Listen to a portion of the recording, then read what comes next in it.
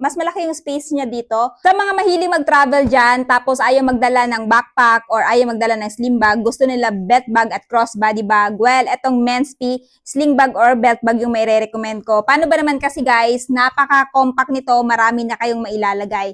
So kapag halimbawa nga nakasukbit na dito sa ating chest, ganito yung magiging itsura niyan.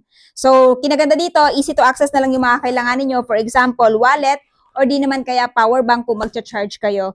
Tapos, yung nagustuhan ko pa dito sa, belt bag at saka sling bag na to guys, ang dami-dami mong mailalagay. So, for example, dito sa pinakaunang packet, meron na siyang, mapaglalagyan ng coins or coin purse nyo dito.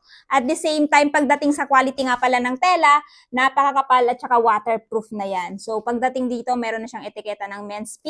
Naka-rubberize na yan. Tapos, may paglalagyan pa kayo ng susi. So, sabitan to ng susi para hindi madaling mawala. Tapos, aside sa packet dito, meron pa siyang isang packet dito, guys. Which is napaka-spacious. Marami ka na talagang mailalagay. No? And then, dito sa third packet niya, ganyan siya spacious guys. Kasya dito, towel, or di naman kaya, t-shirt ninyo, bimpo ninyo, brief, or panty ninyo, kasyang-kasya dito kasi ganyan siya spacious. Kahit na naglagay tayo ng wallet at saka cellphone. At syempre, yung nagustuhan ko din dito, aside sa ikatatlong packet niya, meron pa siyang isa pang main packet, which is ito.